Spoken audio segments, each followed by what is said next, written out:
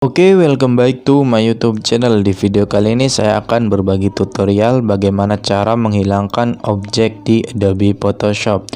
Dan di sini saya sudah memiliki satu bahan foto dan saya ingin menghilangkan backgroundnya. Oke, gimana caranya? Oke, langsung saja ke tutorialnya.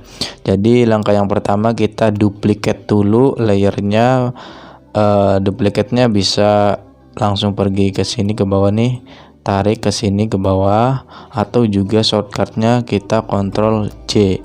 Nah, lalu setelah itu untuk tool yang digunakan sebenarnya banyak banget gitu ya untuk menghilangkan background gitu. Bisa menggunakan quick selection tool, juga bisa menggunakan magnetic lasso tool, juga bisa menggunakan pen tool gitu.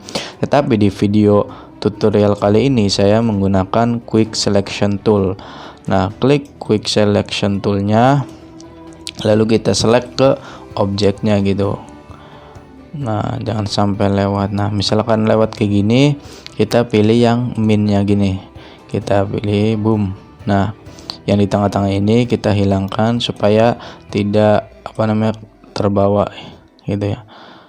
Oke, kalau sudah kayak gini, kita pilih ke select gitu, kita pilih inverse atau shortcutnya shift Ctrl plus I itu supaya backgroundnya yang terseleksi.